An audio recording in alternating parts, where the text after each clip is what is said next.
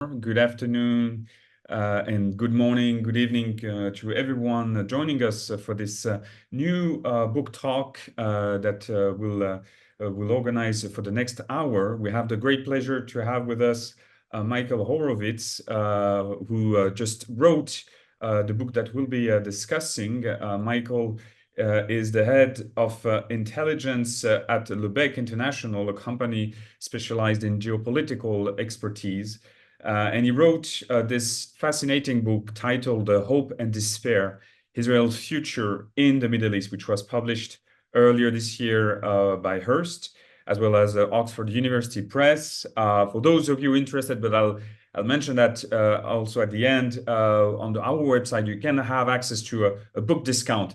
So I highly encourage you to have a look and check the book. So this book, which discusses Israel's relations with the Middle East now and then, looking at the past decade as well as the current state of these relations, especially and obviously after the ongoing war in Gaza. And it also looks at the future of those relations. I think it's going to be a great opportunity for us to discuss with you, Michael, a lot of the different themes which are discussed in the books, be it the relations between Israel and Gulf states, Israel's conflict with Palestinian organizations such as Hamas in particular, but also the role of Iran and so on. So it's obviously a great, a timely book for good or bad reasons, if I can say so. And one of the first thing, and before we start our conversation, let me say to our audience that if you'd like later on to ask any question related to the topic, or either on the book or more on the general question of Israel's relations with the region, you have in the Zoom app a box for Q&As. So I'll ask you just to write your question in that box, and I'll ask the question out loud here. A good starting point, I think, for us is a very simple starting point, is the title of your book, Michael, which is Hope and Despair. I assume that you started working on that book before the events of October 7, the attacks of Hamas on Israel. And I assume that before the attacks, like a lot of the people in the region, you were leaning towards hope rather than despair. So could you tell us more about when and how you came up with that title, Hope and Despair, and how the war in a way changed or may have changed your thinking about the key argument about the book? Absolutely. And I first wanted to thank you, Jean-Loup, and the Middle East Institute Singapore for this opportunity to talk about the book. I mean, it was not meant to be a timely book. Honestly, initially, it was not meant to come out at the time of a crisis that we have known since October 7. It was a book that was written. I started thinking about the concept in 2020 after the Abraham Accords, and it really came to fruition in 2021 and 22. And the idea of hope and despair came as I was writing the book. And the main concept was to try and understand the gap that I was already seeing even before the events, the very grave crisis that we're in now, between the hope that I could feel in Israel specifically after the Abraham Accords, and the despair or the disillusion with the idea of peace, both amongst Israelis and Palestinians. And I saw that there was really a major gap and sort of a paradox between the way the Israelis embraced the idea of peace or normalization with the UAE, Bahrain, Morocco, and the fact that there was really at the time no movement when it comes to peace with the Palestinians. And to me, that was really, that was really important. I was looking at the polls in Israel, for instance. And if you look at polls in Israel, you rarely have a majority of people who agree on anything, honestly. But at the time, in 2020, there was a poll that came out. And you have to remember the situation we were in 2020, which was not all good. There was a plan by Netanyahu to annex the West Bank, which I think would have been very dangerous. And the question of this poll said, would you be ready to not engage in annexing the West Bank if there was the opportunity to normalize ties with the Arab world and with the UAE specifically? And I was shocked when I saw the numbers that 80%, or I think nearly 80% of Israelis said, yes, we are ready to abandon these plans for peace or for normalization with the UAE. So for me, that was something that, as someone who has tracked public opinion in Israel for years, that was something new. But at the same time, you have to obviously nuance that hope and that embrace for peace with the fact that there was really, at the time, again, no movement on peace, no real embrace for the idea of peace with the Palestinians. It was an idea that was either ignored by part of the public or part of the public was radicalizing, which I think we'll discuss later on. But that was the sort of central paradox that I wanted to explore even before October 7. And I think it's become very clear now that yes, there was hope, but at the same time, the fact that we hadn't seen any progress on peace with the Palestinians was a real issue, and is becoming one that is, made even more pressing now, I think. Yes, and I think this paradox is also visible even today when we see the war in Gaza. At the same time, the discussions on the prospects of a normalization agreement between Israel and Saudi Arabia. Let's unpack those two themes, hope and despair, because it's in a way the overarching theme in the book. You mentioned the hope, the very positive emotion that was brought about by the Abraham Accords. The book discusses the emotion triggered by the Abraham Accords also in comparison to previous agreements between Israel and Arab states. And you discuss the differences between those Abraham Accords, so namely with UAE, Bahrain, and later on Morocco, with the agreements that Israel had already signed with Jordan and Egypt. Could you tell us how and why, in a sense, these agreements were so different? Why is this new normalization momentum so different from the previous agreements? I think it's different for a lot of reasons, and it depends on who you're talking about. If you're talking about Israelis, they felt a difference because they felt that they could visit these countries. So that was something very concrete. Since the Abraham Accords, I think there have been hundreds of thousands of Israelis that have visited Dubai. But it's not just the UAE. There's also Israeli Jews from Morocco, for instance, who are now regularly going to Morocco. And it felt very concrete. The idea for Israelis that Israel was no longer this island in the region where you're sort of isolated from every other country, even the countries that have made peace with Israel, like Egypt or Jordan. Most Israelis at least, aren't visiting Egypt or Jordan regularly. Some of them will, but it's a minority. Whereas here, there was really a majority of Israelis that embraced these agreements, and that made them very concrete. Now, I'll highlight, and something that I say in the book, that the opposite is not really true. It's not like we've seen Emiratis come to Israel and visit, or Moroccans come to Israel and visit, which was already a sign that maybe something was wrong, or there were limits to the agreements. So that's one interpretation. I think that's why it was really interesting to see Israelis embrace it. And for me, again, the public opinion, the shift in the public opinion was really something that is important to understand about the crisis that we have at the conflict between Israelis and Palestinians, the public opinion can change very quickly. In a moment of hope, Israelis, and I think Palestinians too, can suddenly embrace the idea of normalization, the idea of peace, the idea of integration. And we've seen that in the past. We've seen that, for instance, after the first Intifada and the emergence of the Oslo Agreement. So there's that shift. That's one interpretation that made it very different. The other interpretation that I think is less positive, and that I mentioned in the book, was the interpretation that was given or that was felt by the Israeli right wing.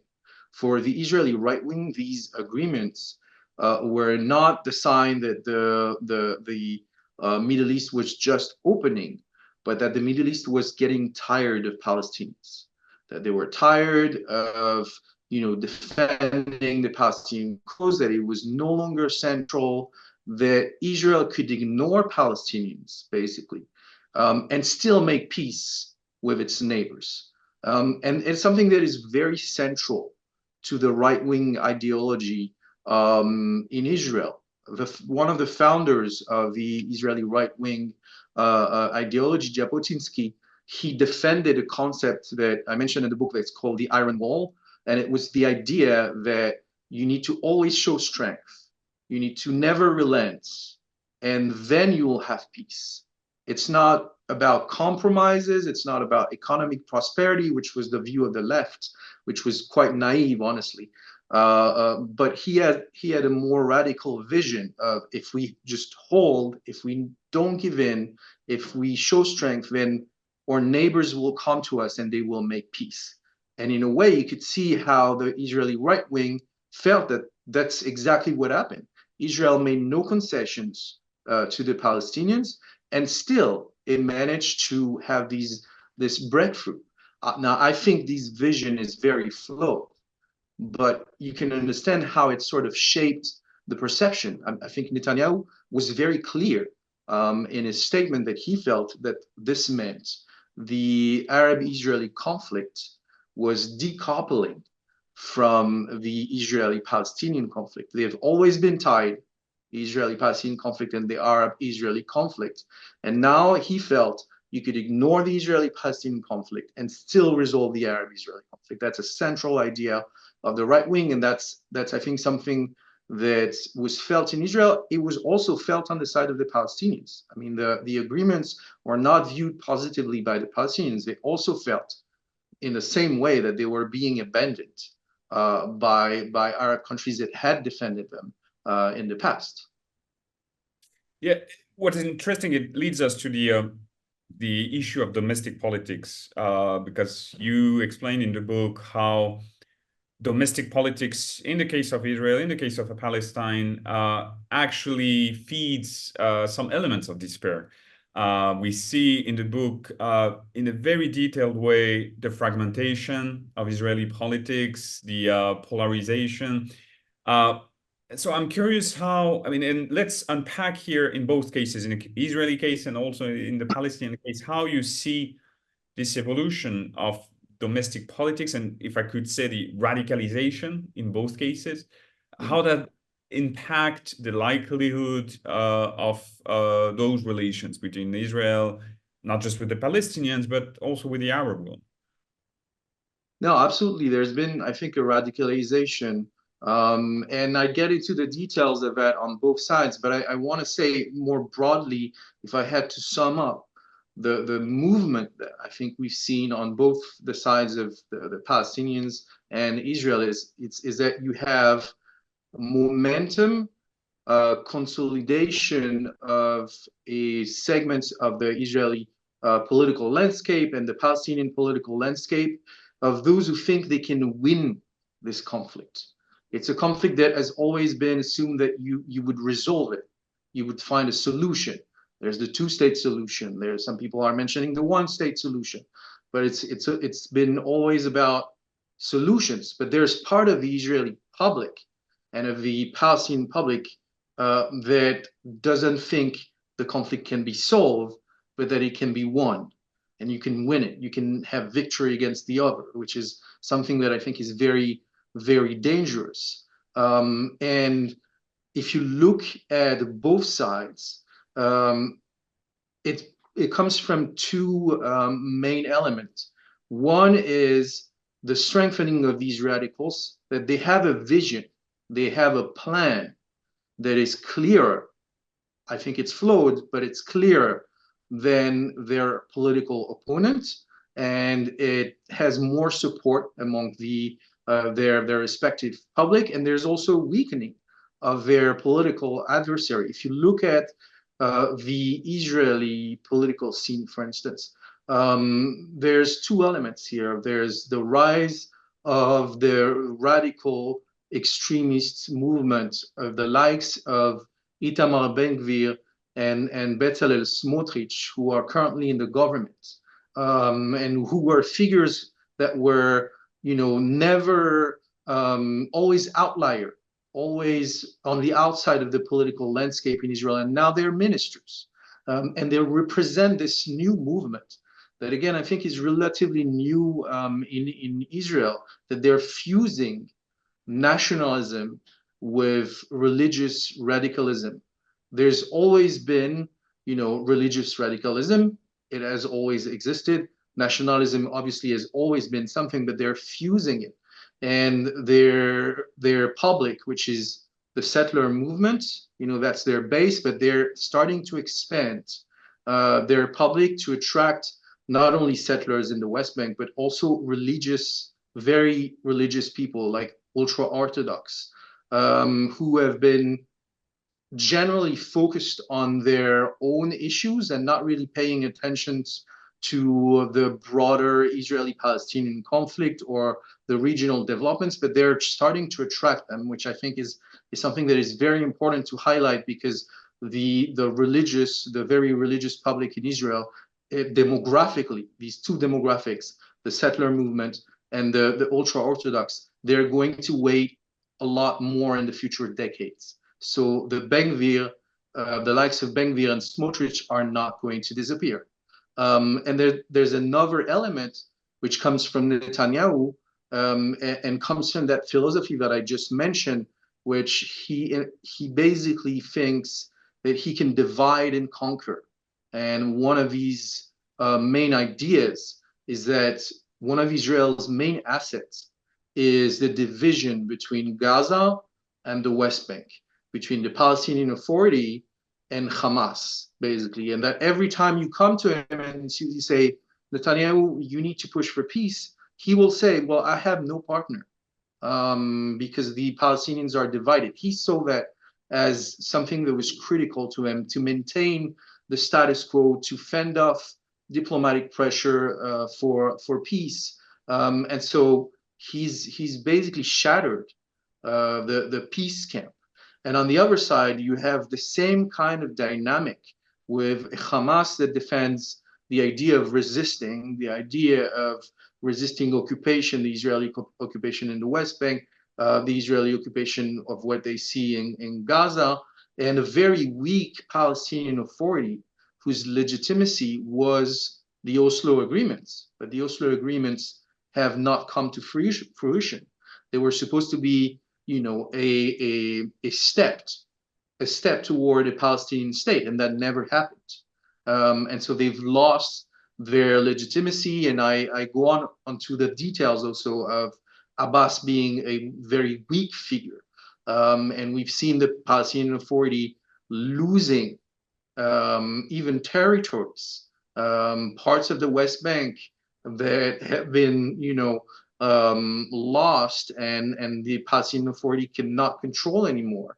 And that's the focal points of violence, of militancy, and that's where radical groups like Hamas or the Palestinian Islamic Jihad have been recruiting more and more. And the polls have been very clear that Abbas is not viewed as someone who's representative of the Palestinian movement, and so he's not someone who is in a position to make peace. So on both sides, you really have a double trend of people who are radical and who think we can win this conflict, and the people who think it should be solved are weakening.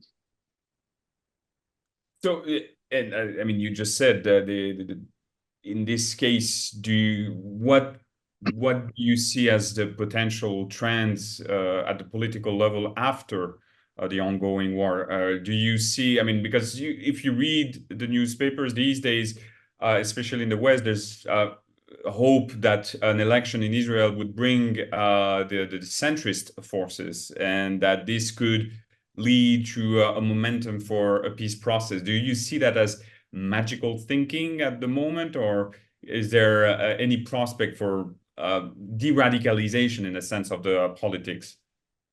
So I would say it can feel like magical thinking, because at the time, right now, I don't think there is really a majority. If you asked every party whether they support a two-state solution, for instance, which is the most widely accepted solution to the Israeli-Palestinian conflict, a lot of them would say no or would be vague.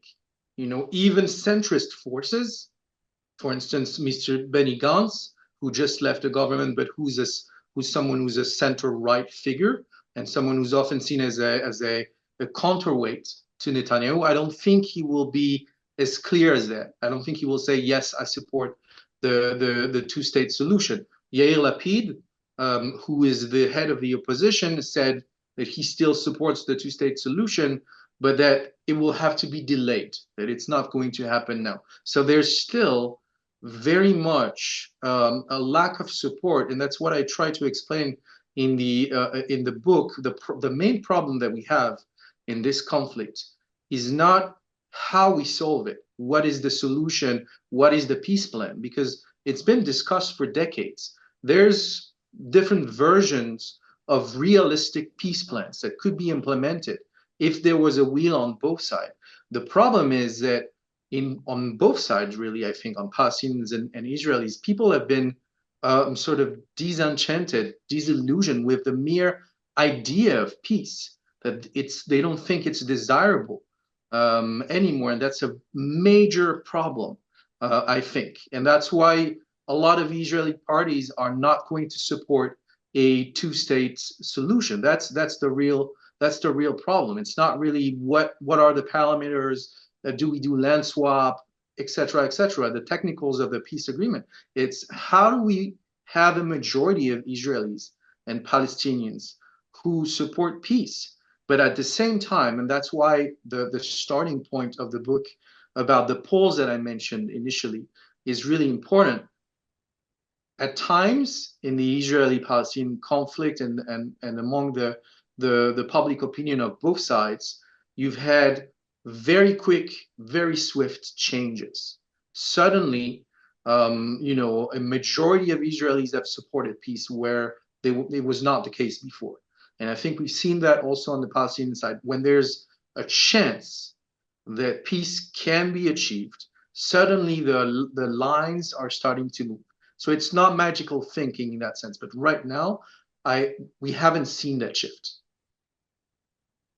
Let me add another element of complexity which is covered in the book, because we see so far, let's say the momentum towards normalization between Israel and the Gulf states, and the difficulties, all the issues with regards to domestic politics and the frozen peace process between Israel and Palestine.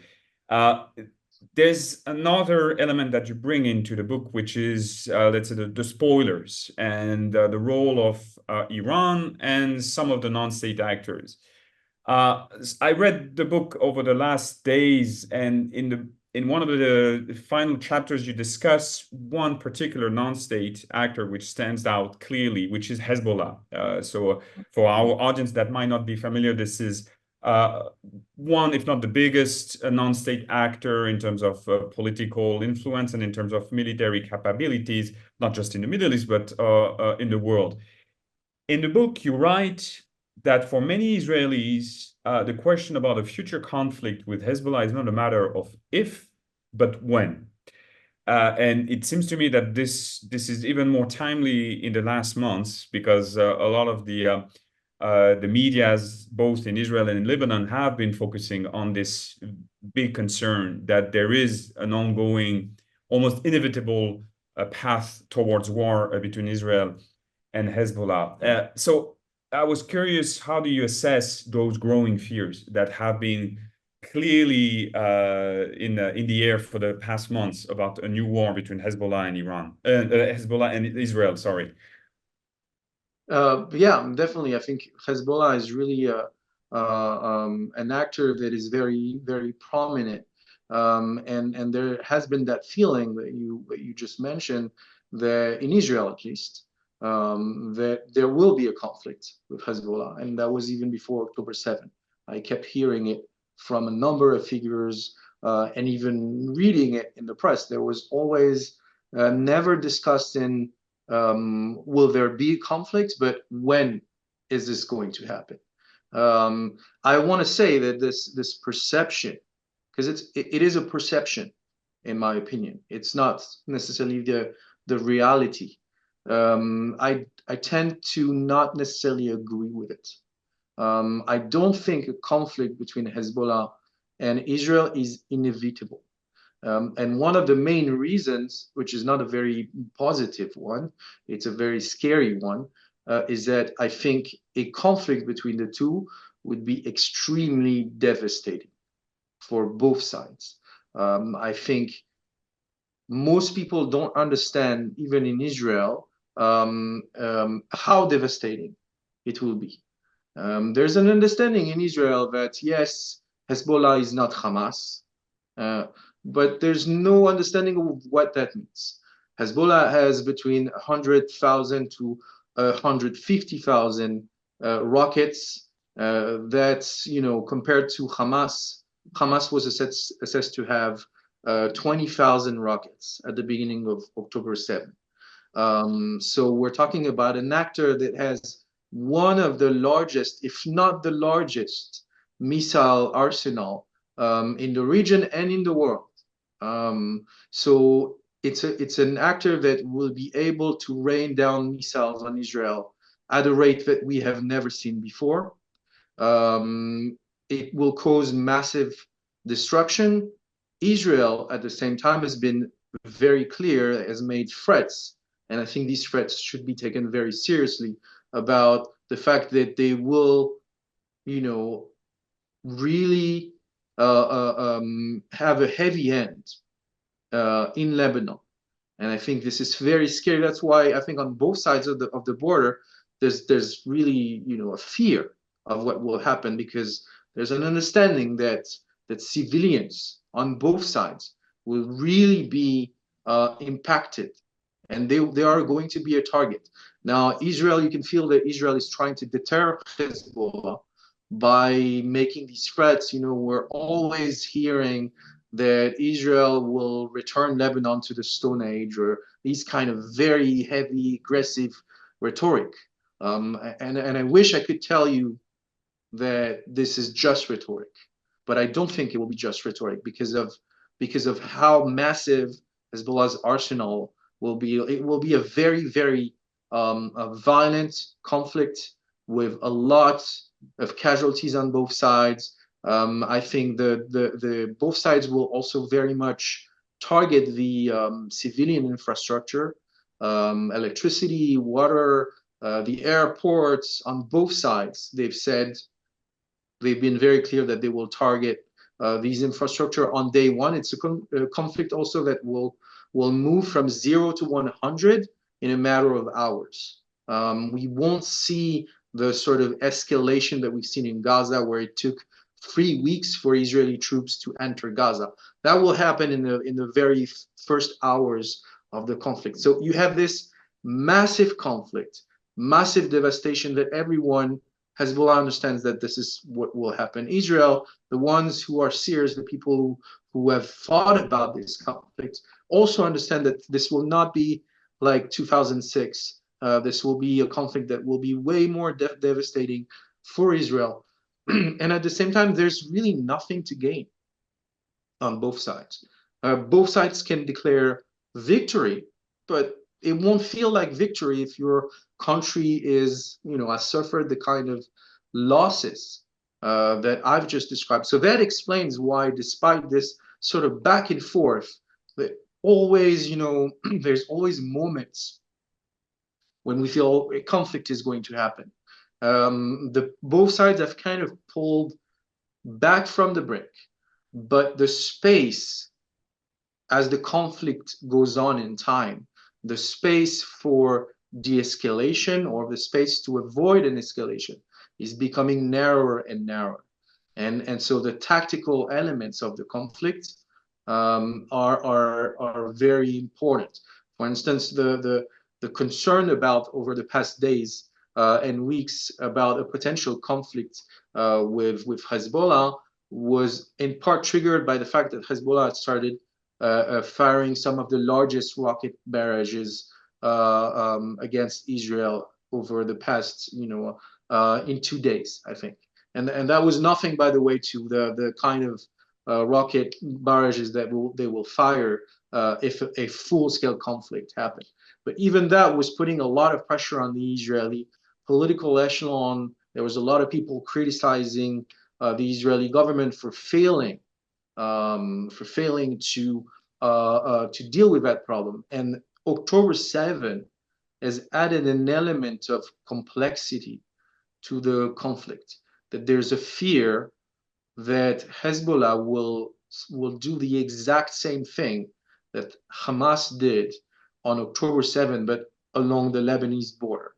And these concerns are, I think, legitimate, because initially the plan that Hamas put in place on October 7, it's a plan that was initially drafted by Hezbollah.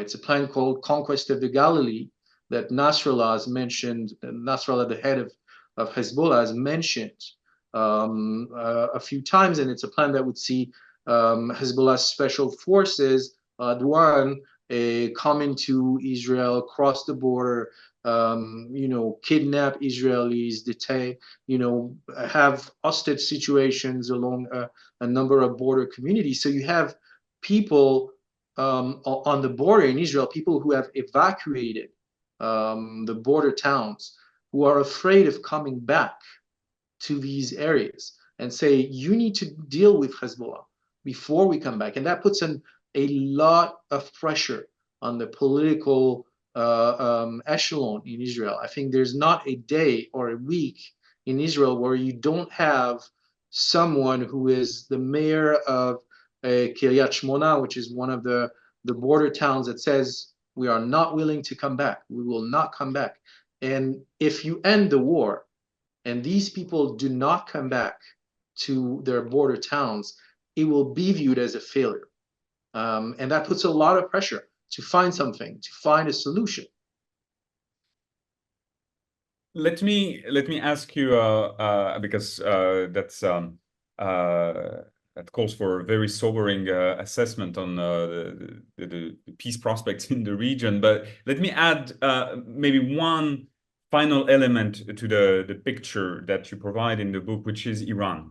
Because if we talk about Hezbollah, obviously we have also to discuss Iran. And I'm curious if you could tell us more, and you explain that in a book, about the role of Iran in feeding the instability, the despair, in a sense, between Israel and Palestine. I'd say, from a historical point of view, how you see this evolution, and maybe even more specifically since the last exchange of fire between Iran and Israel last April, where we saw this unprecedented attack of Iran on Israeli territory. So how do you see this evolution of Iran's role in the conflict? So I think what's important to understand is that for Iran, the Palestinian cause is very important, not necessarily because they want to solve the Israeli-Palestinian conflict, but because it's a cause that broadens their margin of maneuver. What I mean by that is Iran, has used its identity as a Shiite power, but if it was just using this identity as a Shiite power, I think this would very much limit its regional ambition. So if Iran was just presenting itself as the defender of the Shiites, I think this would, make them a lot more limited, even though their main allies are often, groups like Hezbollah, whose constituency are Shiites. But they've added a narrative to it that is central, I think, to their regional ambition, which is anti-imperialism, anti-Americanism. And the Palestinian cause is very central to this, that helps them broaden their horizon and have a more cohesive, I think, ideology, an ideology that is often referred to by themselves and by others as the axis of resistance. So the resistance is not only against, the US, it's also against Israel because of the Israeli oppression, what they see as the Israeli oppression of the Palestinians. So it's an element that mobilizes beyond the borders of just Palestine. If you look at Iraqi militias, Syrian militias, Hezbollah, etc., it's a narrative that gives them I think, an identity that goes beyond the borders of Iran, and that has enabled them to project power beyond the borders of Iran, in Iraq, in Syria, in Lebanon, even in Yemen. This is something that is becoming very cohesive and also in line with what's going on in the world, where you have increasingly an imperialist or anti-American front that is building. So that's for the narrative. And I think it's really important to understand they are using the Palestinian cause. For them, it's not necessarily that they see Israel as the main enemy. They see Israel almost, I think I mentioned this and I used the term in the book, as their best enemy. It's an enemy that is far away, that it's not really threatening them directly, but at the same time, it's so hated in parts of the Middle East that it's enabling them to mobilize and to continue to expand their influence. So they have been using this cause, and they've been acting as a spoiler, as you mentioned, as a country that doesn't necessarily want Israeli and Palestinians to make peace, but wants Israel to disappear and wants to be seen as the forefront of the resistance. And that has given rise to a lot of very concrete sort of consequences, where Iran has provided, missiles or know-how to Hamas, for instance. They've provided drone technology to Hamas. They've been trying to fuel unrest and violence in the West Bank by smuggling weapons in the West Bank. They've even destabilizing. They're now taking aim at Jordan. So that's one side of the equation. At the same time, in Israel, I think there is a tendency also to see everything as Iran. Every single problem that we have is Iran. If there's unrest in the West Bank, it's Iran. If the October 7 is Iran, everything's Iran. And it's a convenient way to ignore the fact that, yes, there is Iran. There's an actor, a foreign actor that is fueling, the flames. But there is a real conflict also. There's an Israeli-Palestinian conflict that exists beyond Iran, that existed before the Islamic Republic. So a part of the Israeli political leaders have been very insistent that it's Iran. Iran is behind this. Iran is beyond that, as a way to ignore Palestinians, as a way to say that Palestinians would not exist, would not be a threat to Israel if it was not for Iran, which is clearly not the case. So that's something that I want to mention in the book, that there's this sort of confrontation between Iran and Israel, but both sides kind of find positive into it.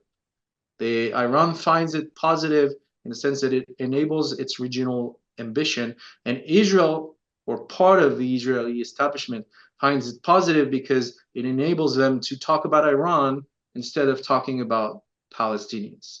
So it's really important to understand that leads me to the point and the question that you were asking about what happened this year with the unprecedented direct attack between Israel and Iran. And that tells you a lot. Again, there's a reason why we hadn't seen that before. It's again because I think it was very convenient for both sides. They didn't really, it's not like Iran and Israel necessarily want a full-scale war or a direct war to happen. And that's why that step was very unprecedented. When Iran decided that after a strike against their consulate in Damascus, they fired more than 300 missiles and drones at Israel. That was really unprecedented, and that put what has been often called the shadow war, or between Iran and Israel, where there was a war. Clearly, there's a conflict, but it was maintained at a lower level, and it was not direct. It was not open, and it really made the conflict open, which I think is very dangerous, because the question now becomes: can we put back the devil in the box? Is it possible to just return to the shadow conflict, which was a little less dangerous in a sense than the one that we've seen? And it really depends on, first, I think, the calculations in Iran that brought to the decision to directly attack Israel in a way that I think was not symbolic. Because I know some commentators said that it was a symbolic attack that they knew would not have a major impact on Israel, but I think it was a very serious attack that Iran carried out. And the question is has there been a decision in Iran that they are moving away from this shadow conflict into a more open one? And that's why I'm really interested in what's going on, for instance, with the presidential election in Iran, because you have a rising conservative or hardliner movement that has always been there in Iran, but I think is really taking the keys of all of the decisions in Iran. The decisions in Iran is now, are made by a smaller group of people who have very radical opinions and are represented by people like one of the main contender of the election, Saeed Jalili, who might become the next president of Iran, but also Raisi himself, the president of Iran, who died in a helicopter crash earlier this year. So that's one interesting thing. And the second is, once you have gotten the conflict out of the box where it's open, can you really avoid another direct confrontation? In general, in history, when something unprecedented happens, it tends to not happen only one time. And that was very dangerous, because after this escalation, even though I think, and I still think, Israel and Iran do not want a direct conflict or a direct war between them to break out, there could be miscalculation, because Iran is firing at Israel. Israel is responding. If Israel responds in a way that is, at a higher threshold than what we've seen, Iran would have felt forced to respond again. And then you get into this cycle of escalation that could be extremely dangerous. And you have on the one hand, Iran, who's a nuclear threshold country. So it's a country that is very close to having a nuclear bomb, versus a country that is, doesn't admit it, but is a nuclear country. So that is a very dangerous scenario in that sense. Thank you. Let me turn to the audience for some questions. And for those of you who didn't hear it at the beginning, you can ask questions in one of the chat box where you have Q&A, box where you can ask questions, and then I'll ask them out loud to Michael. One question from the participants relate to demographic trends in Israel, and that's something actually that you cover in the book. The participant is asking if you could tell us more about the trends when it comes to the population from ultra-Orthodox Jews, and also the Arab community, which is sometimes forgotten or misunderstood from abroad. Can you tell us about those two communities in Israel? So there's two things here. Demographics have always been a very important sort of factor in this conflict, and over the past decades, if you look at, I want to take the broader perspective first. If you look at the whole of Israel and the Palestinian territories, they were starting to have a demographic trend where the Arab population, whether it's Palestinians or Israeli Arabs or Palestinian Israelis, as some call them, there was a trend where the Arab population was overtaking the Jewish population. If you took the whole of the territory from, including the Israel proper, Gaza, the West Bank, you had this trend. It's starting to ease in a way, or to decrease, because the trend among Arabs is one of decreased demographic growth, whereas in Israel, the trend is the opposite, and it's specifically because of one part of the population in Israel. Because if you look at most part of the Israeli population, it's the same trends as you would see in the West.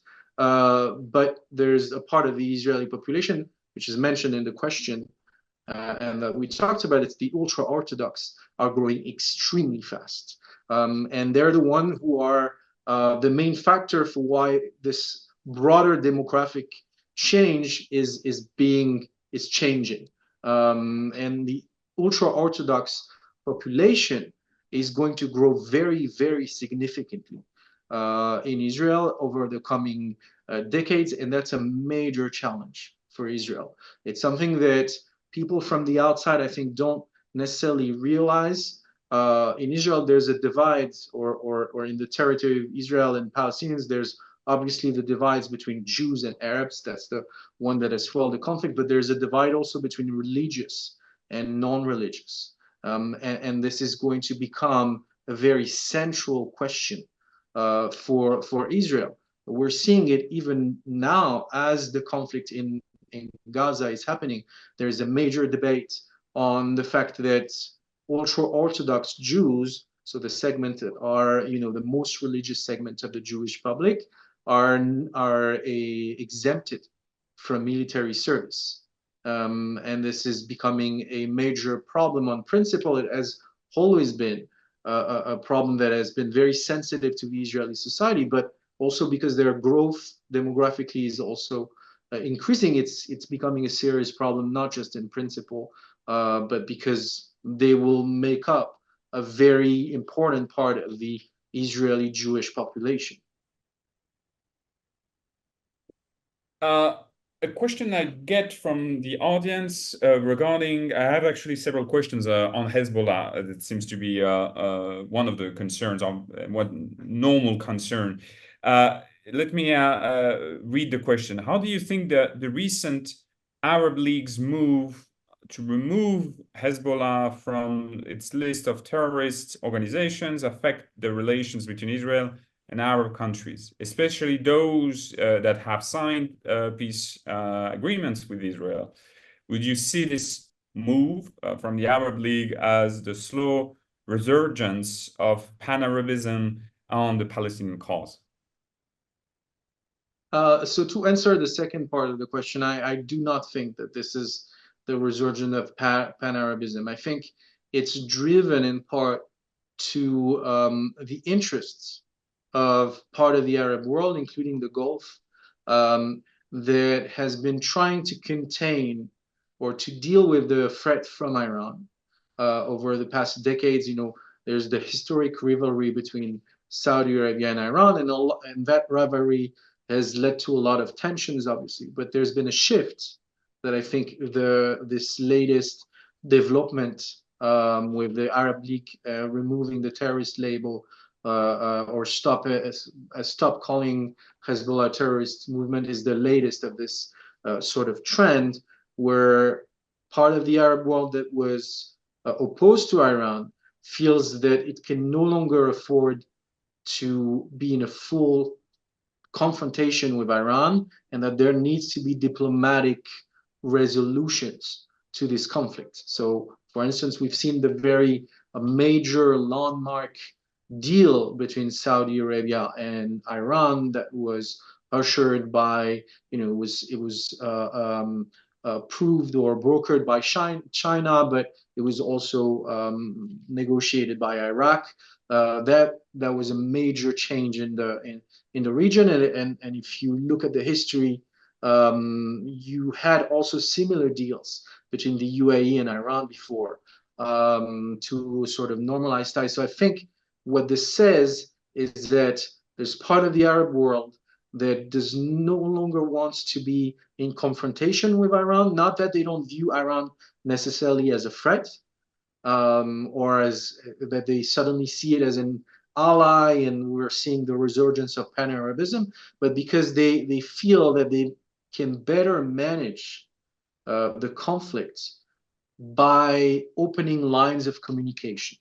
That it's better to talk to Iran and incentivize it not to escalate, than to just be confrontational. And I think one of the main reasons that I think is really important to highlight about that change, it's a change that has been happening, I think, over the past 4 years. And I think you can tell very precisely when it started to happen. That the Gulf states specifically started to think that they need to have diplomatic ties, have lines of communication with Iran. In 2019, there was a very unprecedented attack by Iran against two energy facilities in Saudi Arabia. It was really something that we hadn't seen before. A direct attack that was not claimed by Iran, but that was traced back to Iran at the time. And I think the Saudis at the time were shocked to discover that their partner, their historic partner, which is the US, was not defending them.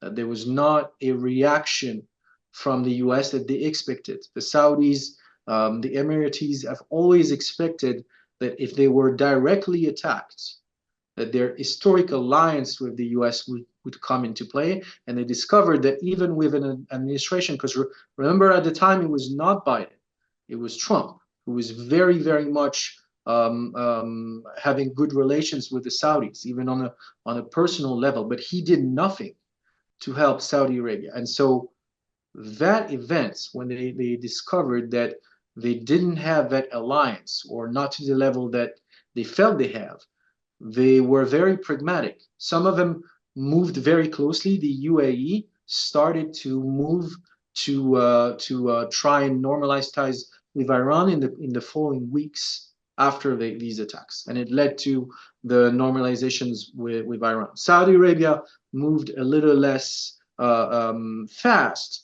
It was not as swift, but they eventually came to the same result, which is normalization with Iran.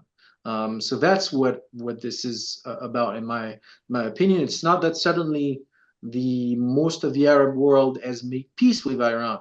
It's that they are preferring for now to have these lines of communication open so that their separate conflict with Iran doesn't escalate. Another question which goes back again to the prospects of war between Israel and Hezbollah, and that's an interesting question, intriguing, I could say, question. I'll read it. Are we going to see war or a change of rule of engagement between Israel and Hezbollah? So I assume that, in other words, can we imagine a return to the status quo between Israel and Hezbollah before October 6 or October 7? Or do you think that there's going to have to be a new type of conflict management, new red lines between both actors? I think the answer is maybe a disappointing yes and no. The rules of the game have already changed, in a sense. The rules of the game before October 7 was that if Israel attacked directly Lebanon, Hezbollah would respond, because Hezbollah, as they feel or as they describe themselves, are the defender of Lebanon against they're part of the axis of resistance against Israel. But now we're seeing that there's actually a possibility that it's not a necessarily full-scale conflict between the two, but it's a mid ground between a full-scale conflict and no conflict at all. So it could be that even after there's a ceasefire in Gaza, we'll still have in the future these same rounds of confrontation that will break out now and then, and see Hezbollah and Israel fight not a full-scale conflict, but days of fighting, or fighting that is purely aerial, with Israel carrying out airstrikes and Hezbollah firing missiles. So that's definitely a possibility. In that sense, the game has changed. At the same time, I do think that what we're most likely to see, if there is not a full-scale conflict between Hezbollah and Israel, is at least temporarily a return to October 6th, meaning a return to the calm that we, uneasy calm, but a calm still, that we had seen before. Because again, the main driver, I think, that I mentioned is sort of this mutual assured destruction. You know, the theory that was developed between to talk about the USSR and the US, the fact that both of them had a lot to lose in a direct confrontation. It's kind of the same dynamic with Hezbollah and Israel, that they have a lot to lose and not a lot to gain. So there is a very good chance that, again, if we don't have a conflict that breaks out in the coming weeks, specifically, that at some point there will be a diplomatic arrangement between Israel and Lebanon, or sorry, between Israel and Hezbollah, that won't solve really the issue, but will bring us back to a situation that resembles the situation of October 6th.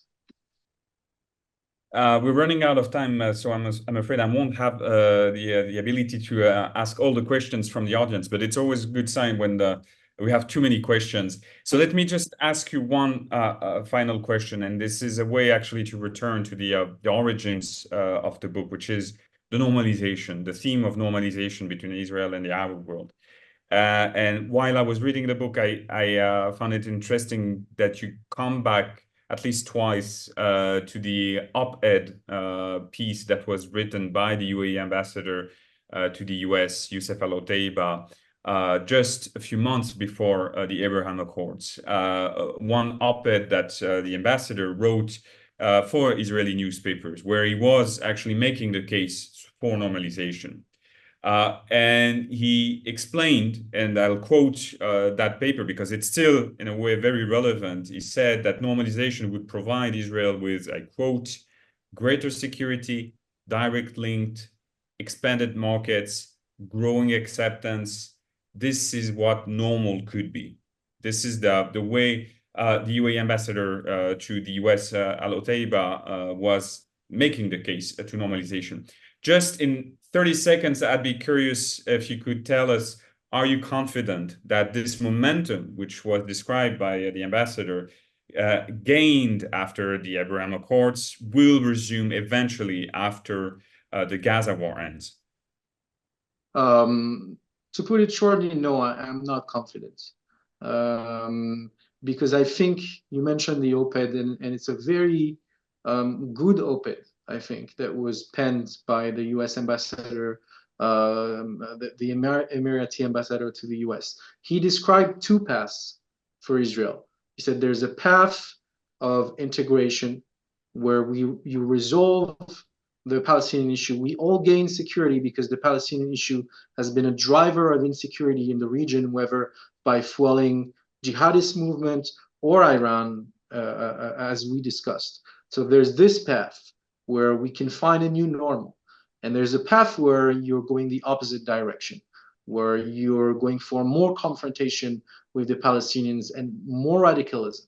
And I think this is still true, and that Israel hasn't really decided We have part of the society that is for integration, for peace, but that part is not really being heard.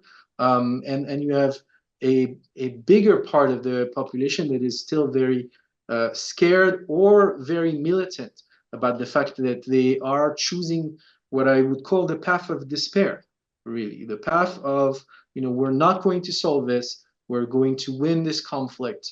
And if this path of despair is the one that is picked, then I don't think the normalization, the Abraham Accord dynamic will continue in the same way that it did.